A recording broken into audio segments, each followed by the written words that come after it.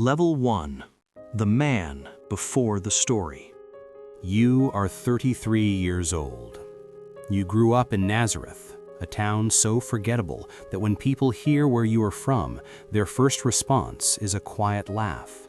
Nazareth? Can anything good come from there? You learned carpentry from your father.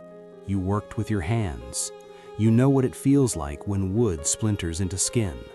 You know what exhaustion feels like.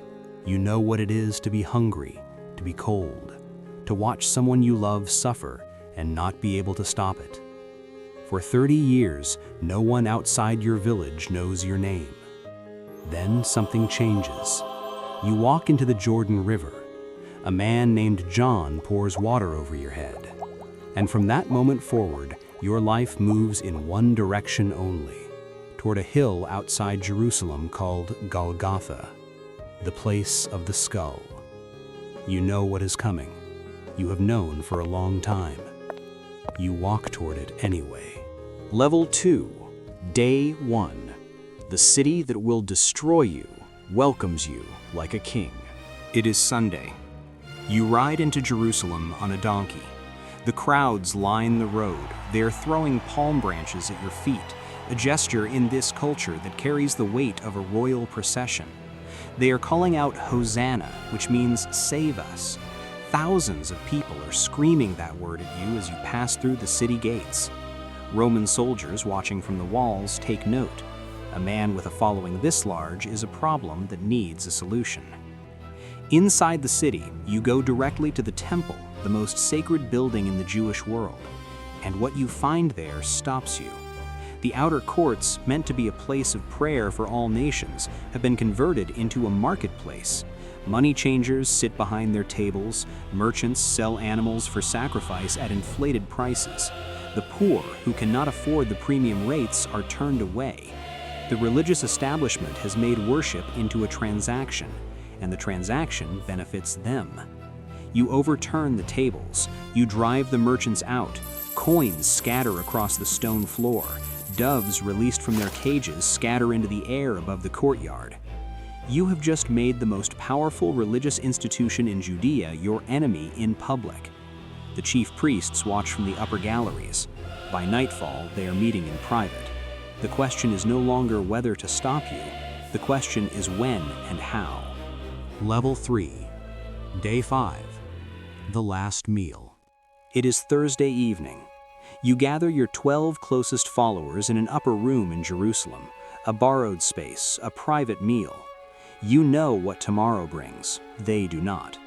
You look around at the table at these 12 men who have walked every road with you for 3 years. Fishermen, a tax collector, men who had nothing before they met you and left everything to follow you. You take bread, you break it, you say, "This is my body, which is given for you." You take a cup of wine, you say, "This is my blood of the covenant, poured out for many." They are confused. They will understand later. Then you say the sentence that changes the mood in the room. "One of you will betray me tonight." They look at each other. They look at you. They cannot comprehend it. But across the table, a man named Judas Iscariot has already made his arrangement. 30 pieces of silver, in exchange for a signal, a greeting in the dark, so that the guards sent by the chief priests can identify you in a crowd. Judas leaves the table. Night has come. You watch him go. Level 4. The garden. After the meal, you walk to a garden called Gethsemane at the foot of the Mount of Olives. Ancient olive trees, their trunks gnarled and thick, stand around you in the darkness. You ask your closest followers to stay awake and watch. Then you walk further in alone. What happens next is not the prayer of someone who is indifferent to what is coming. You fall to the ground. The Gospel of Luke records that your sweat became like drops of thick liquid falling to the earth, a medical condition called hematrosis, documented in cases of extreme psychological distress, where tiny blood vessels rupture near the sweat glands. Your body is already responding to what your mind knows is hours away. You pray, "Father, if you are willing, take this cup from me." Then, after a long silence, you finish the prayer. "Yet not my will, but yours be done." You return to your disciples. They have fallen asleep. You wake them, and then, through the trees, you see the torchlight coming. Level 5. What the Empire does to a problem. By Friday morning, you are in the hands of the Roman authorities. The night has already been long. An illegal nighttime trial before the high priest, witnesses giving contradictory testimony, a moment where the high priest tears his own robe in performed outrage. The religious leaders need Rome to carry out the execution. Their law does not. Roman law does. Pontius Pilate interviews you personally. He finds no basis for the charges. He says so publicly 3 times. But the crowd, worked into a state by the religious leaders, calls for your crucifixion. Pilate performs his famous gesture. He calls for a bowl of water and washes his hands in front of the crowd. "I am innocent of this man's blood," he says. "It is your responsibility." Then he orders the scourging. You are stripped. Your wrists are bound to a low stone post in the courtyard. Roman scourging, the flagellum, is not the act of one man with a simple whip. It's a structured procedure carried out by trained soldiers. The instrument has multiple leather thongs, each weighted at the end with pieces of bone or lead. The Roman protocol allows up to 40 strokes. The medical literature on scourging documents what it does to human tissue systematically. By the end, the back, buttocks, and legs are in ribbons. The underlying muscle is exposed. In some cases, the internal organs become partially visible. Historical Roman records note that men sometimes did not survive the scourging itself. You survive. The soldiers, finished with the official punishment, add their own commentary. They weave a crown of thorn branches. The thorns in this region of the world can reach several inches in length, and press it on your head. They kneel in front of you in mocking imitation of worship. They strike you across the face. They spit on you. Then they take the robe off, which by now has adhered to the wounds on your back, and dress you in your own clothes for the walk to Golgotha. Level 6. The walk. The distance from the Praetorium to Golgotha is approximately 600 meters. You carry the crossbeam, the patibulum, on your shoulders. It weighs between 75 and 125 pounds. Your body has already endured what most people do not survive. The streets of Jerusalem are crowded for Passover. Hundreds of thousands of pilgrims are in the city. They line the road. Some weep. Some shout. Some watch in silence. You fall 3 times. At some point along the route, the soldiers pull a man named Simon from Cyrene out of the crowd and force him to carry the crossbeam behind you. This is not mercy. It is practical. The execution cannot happen if you die in the street. You are needed alive for the crucifixion. You reach the hill. Level 7. The 6th hour. They lay you on the wooden cross. The nail used in Roman crucifixion is not a small finishing nail. It is a square iron spike, approximately 5 to 7 inches long, driven through the wrist, not the palm as depicted in most paintings, but through the area between the radius and ulna where it cannot pull through. A single nail is driven through both feet. You are lifted. The cross drops into its socket in the rock. Every movement, every breath, every attempt to shift your weight moves the nails. Crucifixion is specifically engineered to make breathing impossible without effort. To inhale, you must push up on the nail through your feet. To exhale, you collapse. Every breath is a choice to endure more pain in order to survive another few seconds. Death from crucifixion is, medically speaking, death by slow asphyxiation, combined with circulatory shock and multiple organ failure. It can take days. A sign is nailed above your head. Pontius Pilate wrote it himself, in Hebrew, Latin, and Greek, so that every person in Jerusalem could read it. Jesus of Nazareth, King of the Jews. The chief priests object to the wording.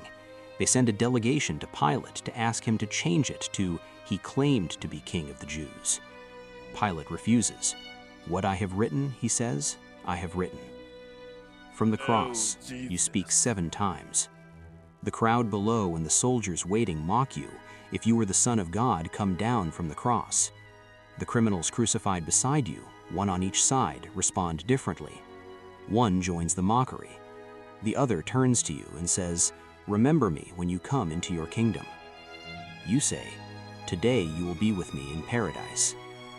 You look down at your mother, standing at the foot of the cross, and at your closest disciple beside her. You entrust them to each other. At the 9th hour, 3 in the afternoon, after 6 hours on the cross, you cry out in Aramaic, "Eloi, Eloi, lema sabachthani." My God, why have you forsaken me?" Then, it is finished. Your head drops, your lungs empty for the last time. The Roman soldier assigned to confirm death drives a lance into your side. The Gospel of John records that water and blood flow from the wound, medically consistent with the rupture of the pericardial sac surrounding the heart. You are dead. The most powerful empire on earth has done what empires do to threats. It has eliminated you. Level 8. What happens on the 3rd day? They seal the tomb on Friday evening. A large stone is rolled across the entrance. Pilate assigns a Roman guard to stand watch, specifically because your followers have been overheard saying you predicted you would rise after 3 days. The religious authorities want no possibility of the body disappearing and the story continuing. On Sunday morning, the first day of the week, the stone is no longer in front of the tomb. The guards have fled. The tomb is empty. The first witnesses are women, Mary Magdalene, Mary the mother of James, and others. In legal and cultural framework of 1st century Judea, women's testimony was not considered reliable evidence in court.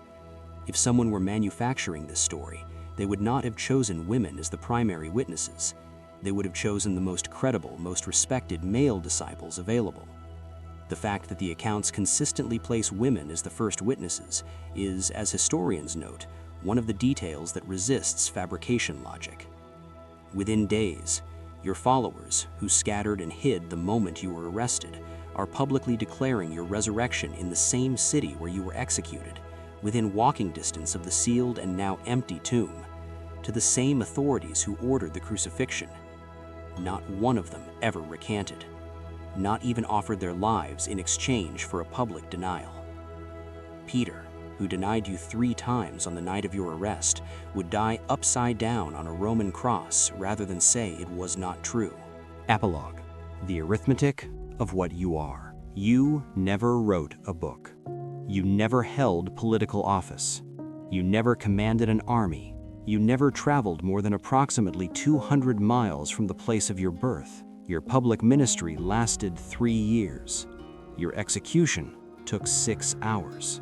You were 33 years old. Within 300 years, the empire that executed you adopted your religion as its official state faith. Today, 2.4 billion people on Earth, roughly 1 in 3 human beings alive right now, identify as followers of yours. Every calendar used globally measures time from your birth. Every hospital in the Western world traces its institutional origin to the movement your followers built in your name. The Roman governor who signed your death warrant is remembered today for only one reason. He signed your death warrant. The carpenter's son from Nazareth, the man nobody believed, the man they nailed to wood and left to die on a hill outside the city. History has a word for what happened next: resurrection.